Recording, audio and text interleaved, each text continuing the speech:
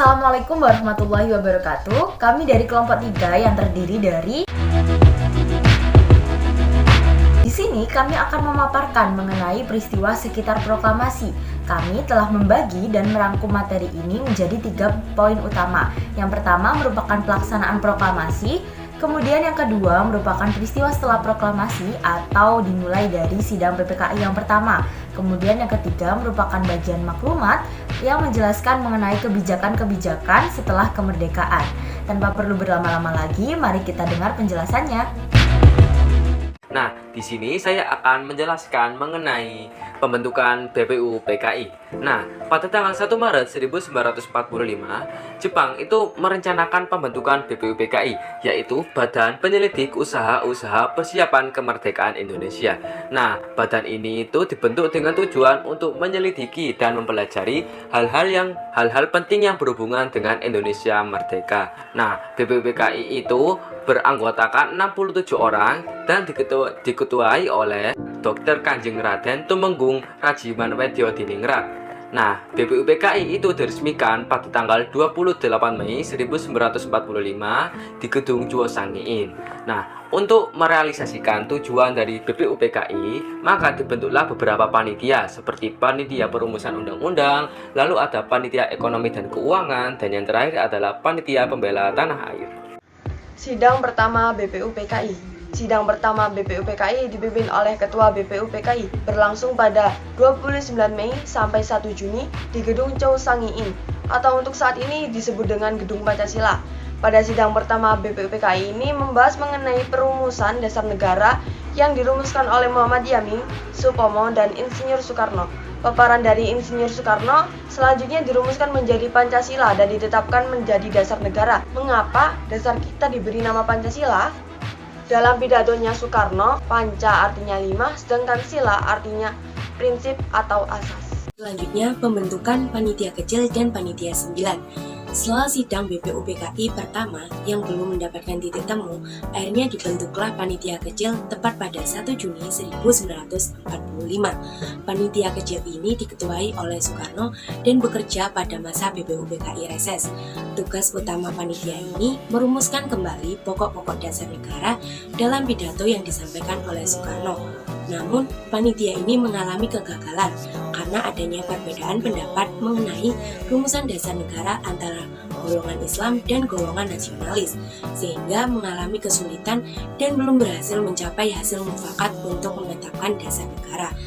Karena tugas panitia kecil yang belum selesai, maka dibentuklah panitia 9 pada tanggal 22 Juni 1945. Tugas utama panitia ini yaitu membahas dan merumuskan dasar negara Indonesia merdeka. Panitia ini pun berhasil merumuskan Piagam Jakarta. Sidang BPU PKI kedua. Sidang kedua BPU PKI dilaksanakan pada 10 hingga 17 Juni 1945 di Gedung Chuo Sangiin. Agenda sidang ini membahas tentang 1. Rancangan Undang-Undang Dasar, 2. Rancangan bentuk negara, wilayah negara, dan kewarganegaraan, 3. Susunan pemerintahan, unitarisme, dan federalisme. Ada 3 panitia kecil yang dibentuk dalam sidang. 1. Panitia Perancang Undang-Undang Dasar, 2. Panitia Pembelaan Tanah Air, 3. Panitia Ekonomi dan Keuangan. Hasil dari sidang BPU PKI kedua yaitu laporan dari pembahasan yang telah dilakukan oleh panitia-panitia kecil dan disetujuinya Undang-Undang Dasar Negara.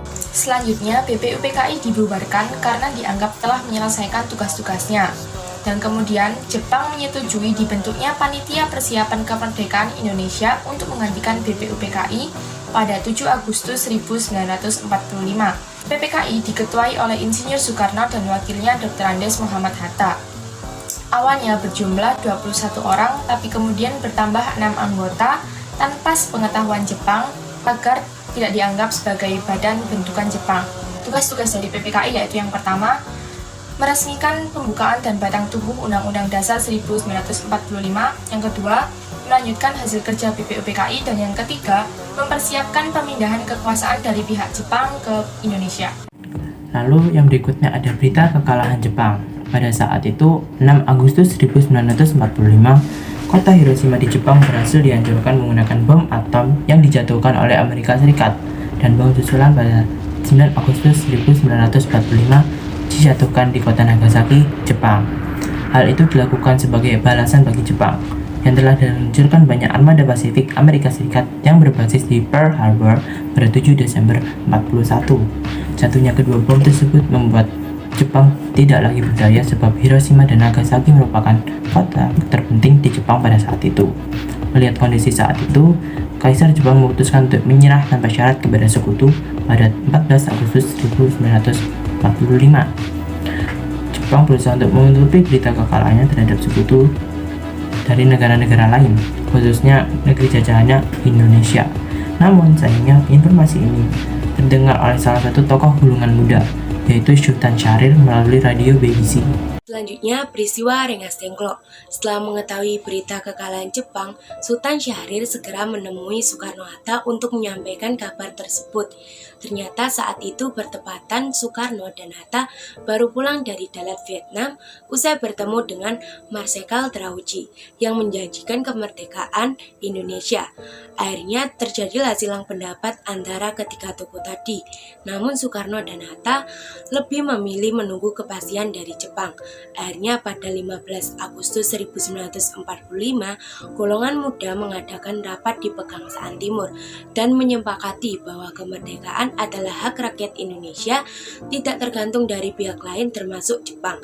Pada pukul 10 malam, Wikana dan Darwis kembali menemui Soekarno-Hatta agar segera melakukan proklamasi pada tanggal 16 Agustus 1945. Namun mereka tetap gagal membujuk Soekarno-Hatta. Akhirnya diadakan lagi rapat di Jalan Cikini 71 dan diputuskan untuk mengamankan Soekarno bersama Fatmawati dan putra sulungnya Guntur serta Hatta ke Rengas Dengklok. Ahmad Subarjo yang mengetahui hilangnya Soekarno-Hatta akhirnya bertemu dengan Wikana, dan dari obrolan tersebut disepakati bahwa kemerdekaan harus segera dideklarasikan di Jakarta. Selanjutnya, golongan tua pun menjemput Soekarno-Hatta yang kemudian pada 16 Agustus 1945 diantarkan ke rumah Laksamana Maeda untuk membahas persiapan proklamasi kemerdekaan. Akhirnya, di sana disusunlah teks proklamasi yang awalnya ditulis tangan oleh Soekarno, kemudian diketik kembali oleh Sayyidul Melik. Teks proklamasi yang awalnya akan ditandatangani oleh seluruh anggota PPKI, namun akhirnya ditandatangani oleh Soekarno-Hatta atas nama bangsa Indonesia. Pada pagi harinya, pada tanggal 17 Agustus 1945, di Jalan Pegangsaan Timur nomor 56 Jakarta atau di rumah Insinyur Soekarno, halamannya dipadati oleh massa yang menantikan pembacaan teks proklamasi kemerdekaan. Pembacaan teks proklamasi kemerdekaan dilakukan pada pukul 10 pagi. Teks proklamasi kemerdekaan dibacakan oleh Insinyur Soekarno dan didampingi oleh Muhammad Hatta. Kemudian dilanjutkan dengan pengibaran bendera merah putih dan berakhir pada pukul 11 pagi. Penyebarluasan berita proklamasi kemerdekaan Indonesia melalui kegiatan para pemuda lewat pamflet atau surat kabar, juga melalui kegiatan kantor berita Domei, serta melalui utusan-utusan yang hadir pada sidang PPKI yang disuruh untuk kembali ke daerah asalnya dan menyebarluaskan berita proklamasi kemerdekaan. Sidang pertama PPKI dilaksanakan pada tanggal 18 Agustus 1945. Pada sidang pertama ini sempat membahas suatu kalimat di rancangan pembukaan Undang-Undang Dasar yang kalimatnya ini lebih condong ke suatu golongan dan dianggap membahayakan kesatuan dan persatuan negara Indonesia yang baru saja lahir ini, sehingga kalimat tersebut direvisi atau diganti menjadi seperti ini. Nah, kemudian sidang ini dihadiri oleh 28 anggota dan dibuka dengan pidato Insinyur Soekarno yang menekankan bahwasannya anggota PPKI hendaknya lebih menyadari kepentingan bangsa dan tidak perlu memikirkan hal-hal yang tidak penting. Kemudian sidang PPKI ini menghasilkan 3 poin utama. Yang pertama yaitu mengesahkan Undang-Undang Dasar atau yang biasa kita dengar sebagai UUD 1945. Kemudian yang kedua, mengangkat dan mengesahkan presiden serta wakil presiden sebagai kepala negara. Kemudian yang ketiga yaitu membentuk KNI atau Komite Nasional Indonesia yang tugasnya membantu presiden dalam menjalankan tugas-tugasnya. Nah, jadi dapat kita simpulkan bahwasannya pada tanggal 18 Agustus itu negara Indonesia sudah memiliki landasan atau dasar negara serta sistem pemerintahan yang sah dan diakui oleh masyarakatnya. 19 Agustus 1945, sidang kedua PPKI. Sidang kedua ini membahas mengenai wilayah di Indonesia serta mengatur pemerintahannya. Pembahasan pertama, pembagian provinsi di Indonesia.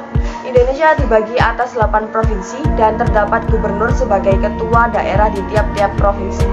Pembahasan kedua, membentuk Komite Nasional Daerah. Komite Nasional ini berada di tiap-tiap provinsi.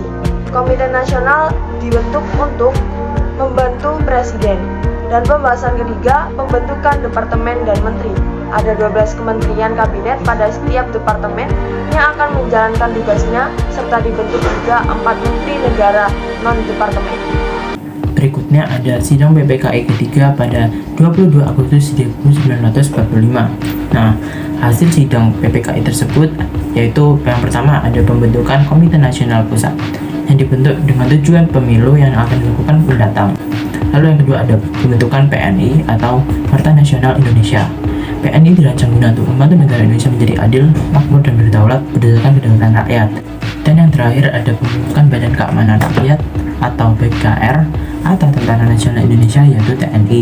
Setelah BKR dibentuk, maka organisasi lain seperti HEHO, Laskar Rakyat, dan PETA dibubarkan, dibentuk dengan tujuan memelihara keselamatan rakyat. Nah, selanjutnya, pada tanggal 29 Agustus 1945 dilakukan peresmian anggota Komite Nasional Indonesia Pusat atau yang disingkat dengan KNIP. Nah, KNIP ini beranggotakan 137 orang dan diketuai oleh Kasman Singodimedjo dengan beberapa wakilnya yaitu Sutarjo dan Adam Malik. Nah, KNIP ini adalah cikal bakal dari Badan Legislatif di Indonesia.